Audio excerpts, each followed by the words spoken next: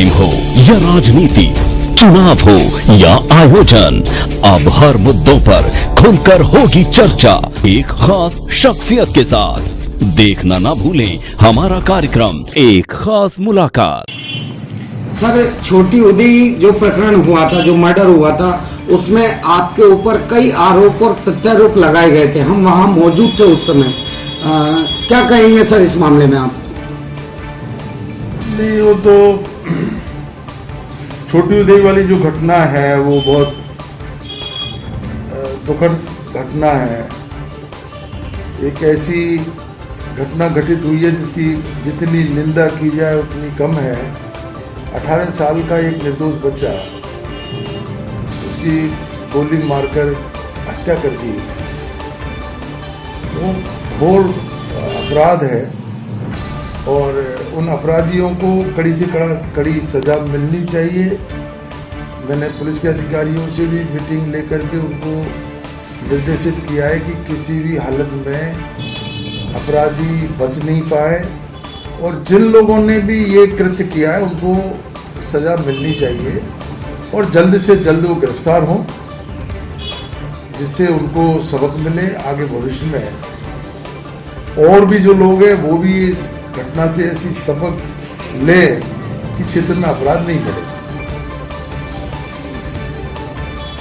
Sir, उस प्रकरण को लेकर आपके ऊपर काफी इल्जाम लगाए गए थे। आप वर्तमान विधायक थे लेकिन उस मौके पर नहीं पहुंचे।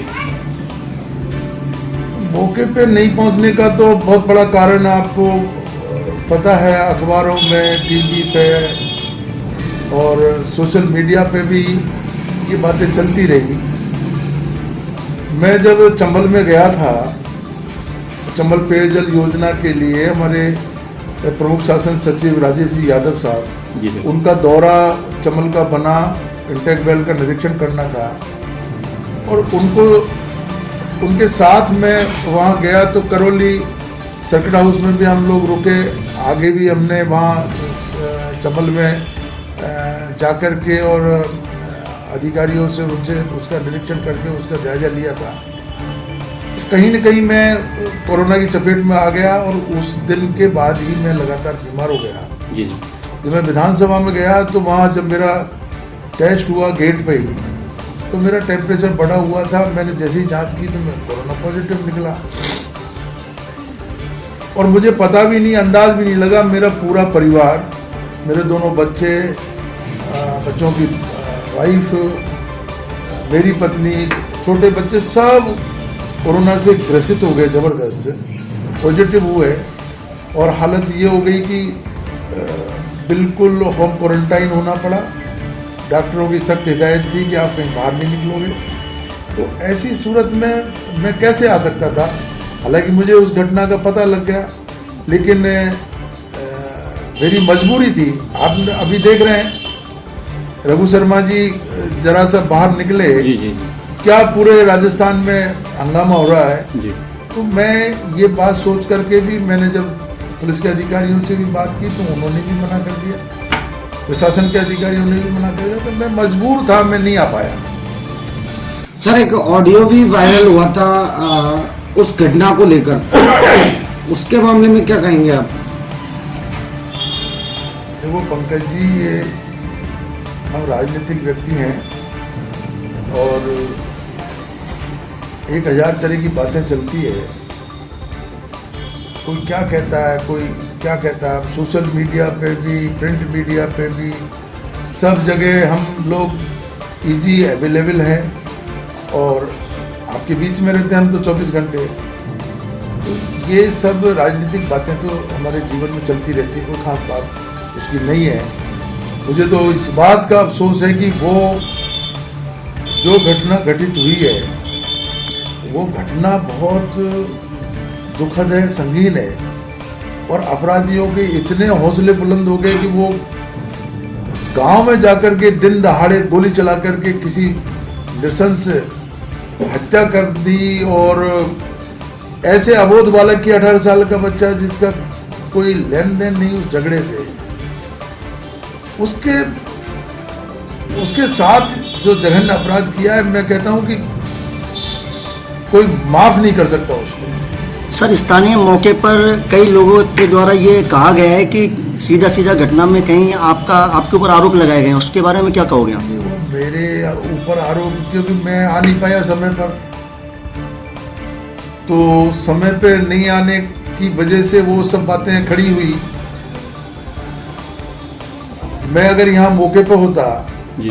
तो मैं मेरा पक्ष भी रख लेता, लेकिन मैं मेरा पक्ष तो रख नहीं पाया। पीड़ित परिवार को ये लगा कि मैं जानबूझ करके नहीं आ रहा हूं या उनकी अनदेखी कर रहा हूं, तो ये सुते ही पीड़ित परिवार, चाहे ये हो चाहे कोई दूसरा परिवार भी अगर होता, मैं स्थानीय यहाँ से विधायक हूँ, मेरी जिम्मेदारी बनती है कि मैं वहाँ आता, और मैं जब वहाँ मौके पर नहीं पहुँचा तो आप समझ सकते हो कोई भी आदमी इस तरह की बात करेगा। जहाँ तक घटना से संबंधित मामला है, मेरे राजनीतिक जीवन में सब पूरा गंगापुर विधानसभा क्षेत्र जानता है, पूरा जिला जानता है। मैं इन चीज़ों से बहुत दूर हूँ, बहुत दूर हूँ। हत्या करना, हत्या में शामिल होना, हत्या को सह देना, ये तो बहुत बड़ी बात है। मैं छोटे से छोटे अपराध करने वाले भी मेरे यहाँ फटक नहीं सकते। मैं पहले एमएलए रहा, संसदीय सचिव रहा, फिर मैं 5 साल, मेरी बहू जिला प्रमुख रही है, दोबारा मैं एमएलए बना हूँ।